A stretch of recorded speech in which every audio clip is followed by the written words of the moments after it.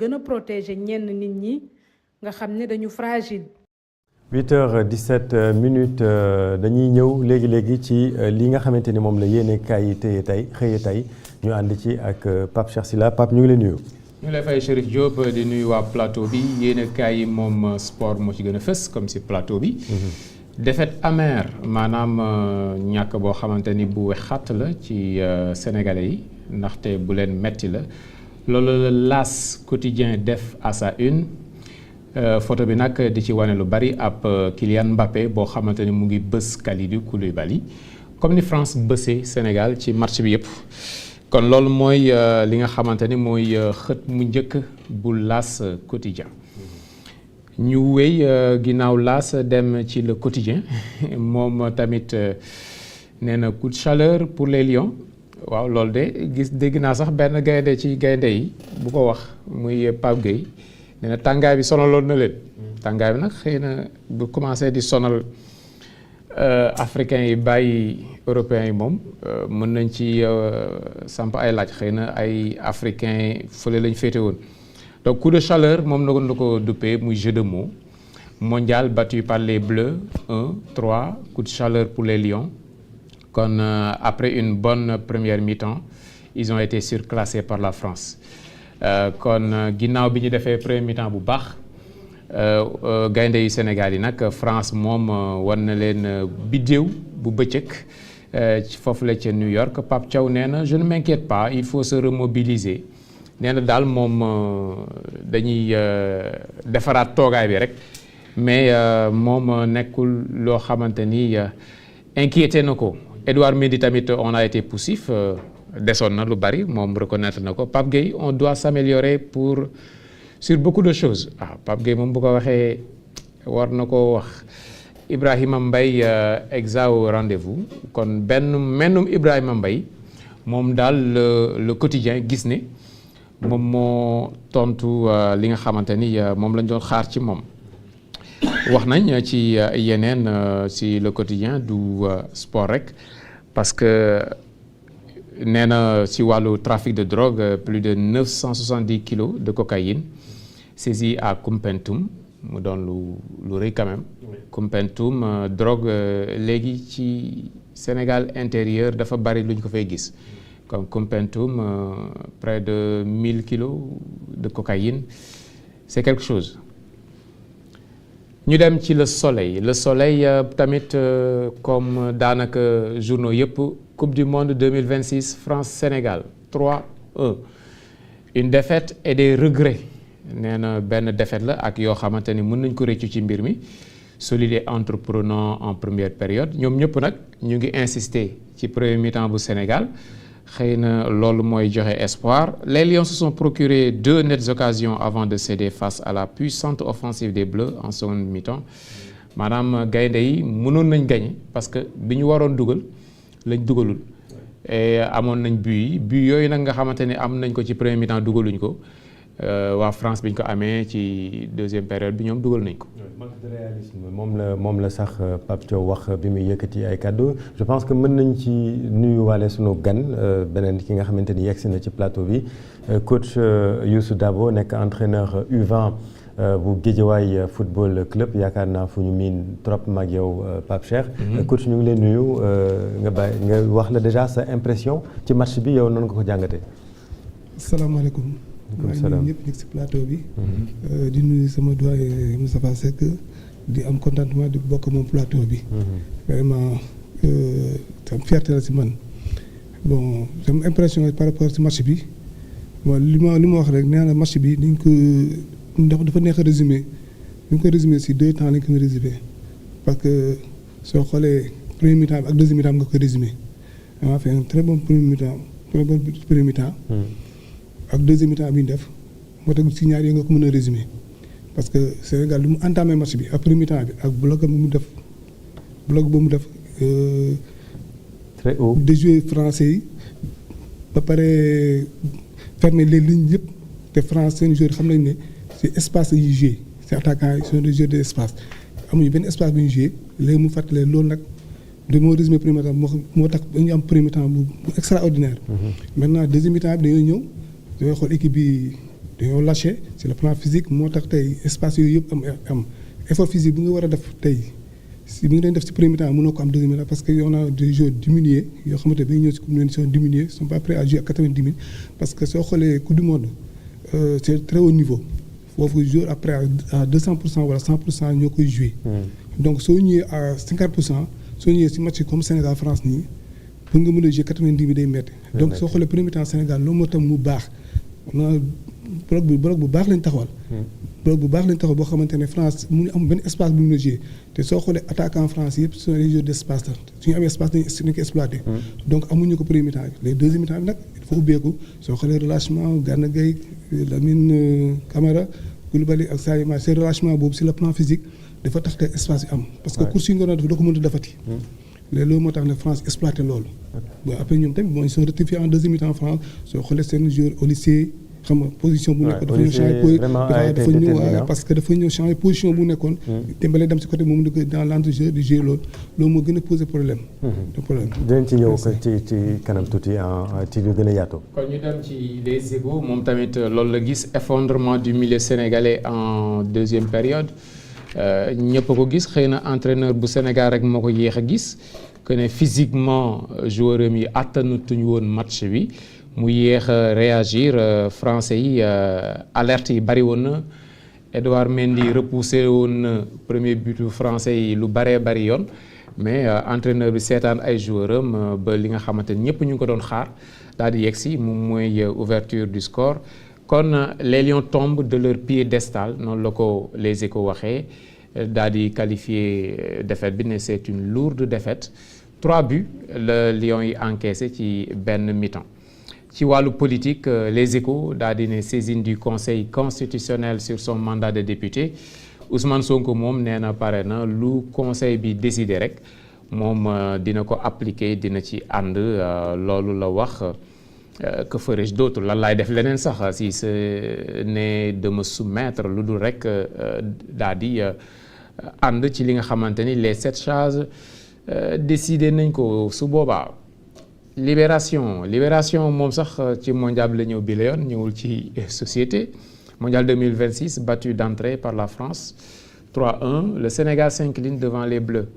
waaw titre bu simple kon Sénégal kon France defal na ko bagage Pape Thiaw sélectionneur national on a fait des erreurs waaw dañu def ay erreurs moom wax na ko erreurs yooyu nag préciser wu ko ci une bi Edouard Mendy moom nee na on n'a pas réussi à mettre en place le plan de jeu maanaam li ñu bëggoon def ci terrain bi daal yegguñu ci Pape Gueye on doit s'améliorer sur beaucoup de choses fan zone de la place de la nation.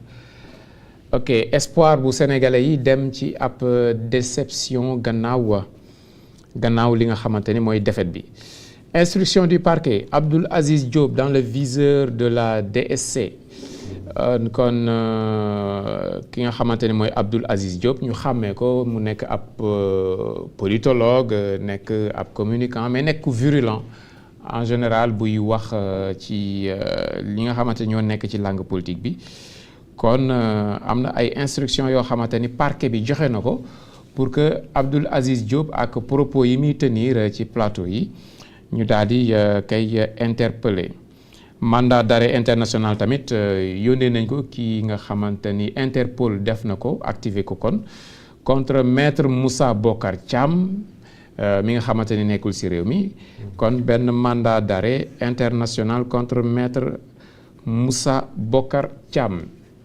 ñu dem ci l'Observateur la dette dite cachée était un faux débat ki nga xamante ni moo wax loolu moom mooy Babacar Gaye économiste statisticien moom moo wax lu nu mel ci l'Observateur l'Observateur tamit ñëw ci les dessous enivrants de l'arrestation de Jojo Babel nekk actrice trahie par une vidéo fuitée benn vidéo boo xamante ni rëcc na ko daal moom ci la ñu ko toppee foofu ci appartement ba nekk ca Zac Mbao pour consommation de crack moom mu nekk donc information boo xamante ni ci réseau yi relayé nañ ko bu baax a baax ci arrestation bu Jojo Babel coupe du monde bi ba tey L'Obs ñëw na si ni ki ñeneen ñi Ibrahima Mbaye daal moom mooy ki nga xamante ni moom la ñu bari kañ ndaxte moom mooy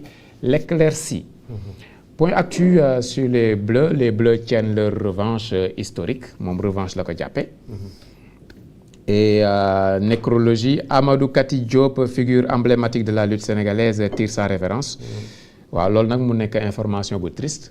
Amadou Kati Diop ñëpp ñuy suivre lamb xam nañ ko xamee nañ kanamam mu nekk koo xamante ni ràññee nañ ko ci bu baax a baax ci écurie Fass notamment.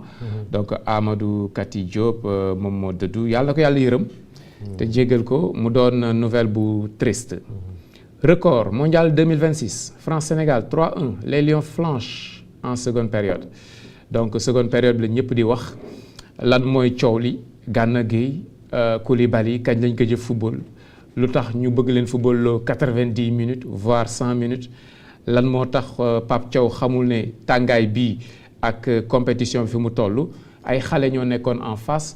mu bàyyi leen dimbaliwu leen ba l'irréparable daal di ñëw loolu la ñu bari di samp laaj ba ci Sud Quotidien moom tamit Coupe du Monde France-Sénégal 3-1 les Lions perdent leur croc waaw ñoom ñëpp ci loolu lañ ñëw. daanaka Sud Quotidien wax tuuti nag ci pétrole bi budget 2026 le pétrole menace les équilibres kon pétrole bi lan lay menacer équilibre yi xam naa loolu ku ko bëgg a xam da ngay dem ci Sud Quotidien pour lire article bi bu ko defee dina joxe yeneen détails yi. eau insalubre manque d'assainissement maladie hydrique.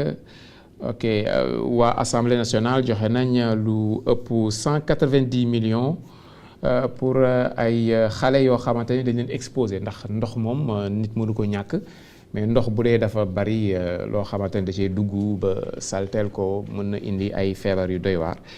donc waa Assemblée ñu ngi ci yu ni mel. Azer AEE PAO 37 milliards et tant de questions kon sur 200 dugg ci détails yi.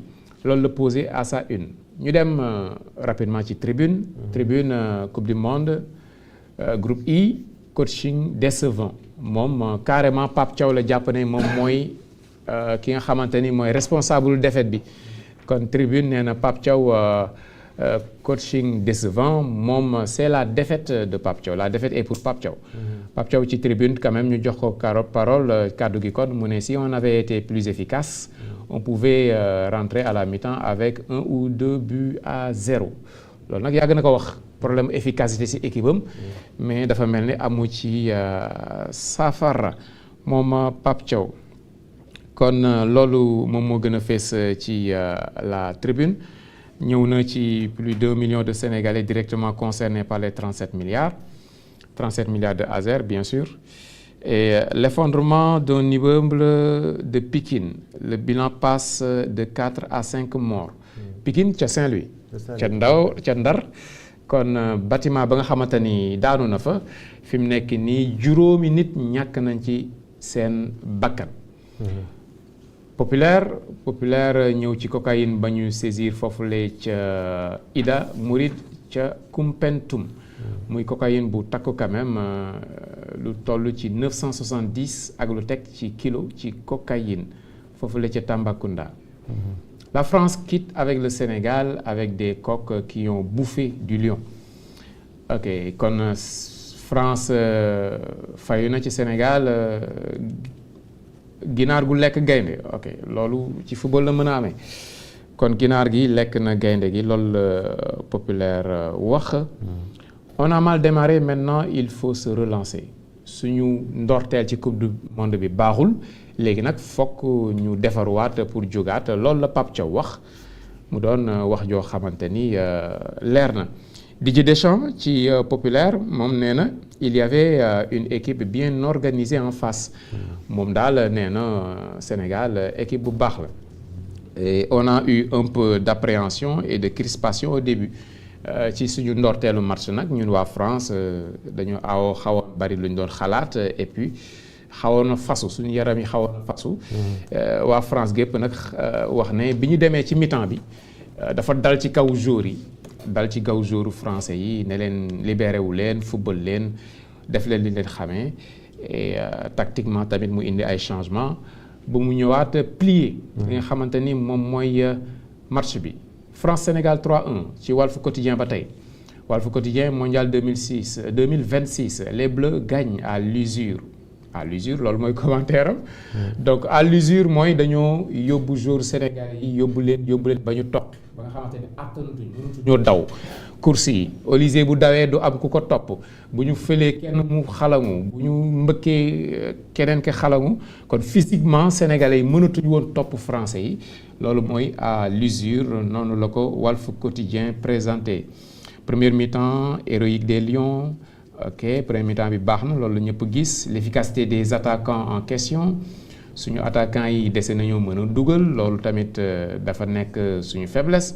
Ibrahima Mbaye plus jeune buteur africain bi gën a néew ay at bu dugal ci coupe du monde Ibrahima Mbaye la.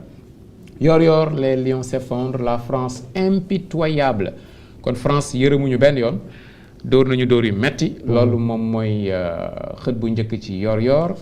Procès pour offense au chef de l'État Azoura Fall condamné à 1 mois de prison ferme kon Azoura Fall tëj nañ ko weer kaso boo xamante ni da koy tëdd am ñu bari ñuy laaj kayit yi ñu ko wutaloon pour wutal ko pour ne moom lu mu wax dagan na.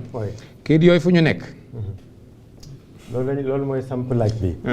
ñu bàyyi la kon xëy na nga tontu ci jërëjëf Pape Cheikh Sylla 8h34 dinañu ñëwaat largement ci match bi avec suñu ñaari invités les deux coachs Moustapha Seck que l'on ne présente plus spécialiste de la montée en Ligue 1 waaye itam nekkoon entraîneur sélectionneur local nekkoon yoroon tamit Oslo Saloum Wakam Génération Foot foofu la nekk actuellement en tant que formateur jaar na Guédiawaye bi nga xamante ni ku ko wax di nga xalaat Guédiawaye Football Club et nous avons Youssouf Dabo nekk entraîneur U20 fële ca Guédiawaye Football Club Youssouf Dabo nag waa Jàppo Sam xam naa du leen neex te waa Jàppo Sam dañ fi bari ndax grand bi déggoo la doon joué te yàgg nañu fëgg xam naa sama mag Pathé du ci d'accord mais